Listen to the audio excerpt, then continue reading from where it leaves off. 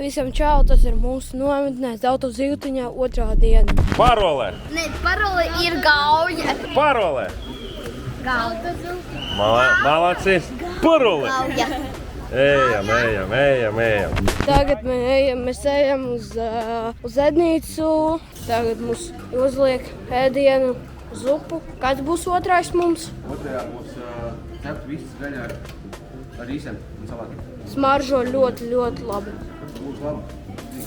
Kas tas par zupu ir? Zivju. Zivju zupa. Ar labu apetīti!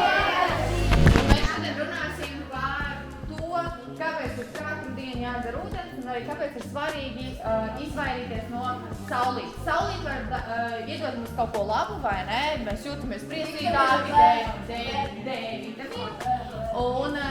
Bet saulīt var nodarīt arī mums pāri, ja mēs pārāk ilgi uzturamies saulstaros. Saules dūriens vai apdegums, vai jau jūs arī šo visu esat dzirdējuši. Šodien iespējams būs kaut kas dzirdēts un iespējams uzzināsiet arī kaut ko jaunu šīs nodarbības laikā. Jūs kā komandas sacenšaties, jūs krājat punktus. Katrs cilvēks pa bībelīšanos dabūs pamatbalviņu, bet tomēr tā komanda, kur uzvarēs, dabūs kaut ko papildus, kaut ko garšīgu. Jā, bet tev bija jautājums.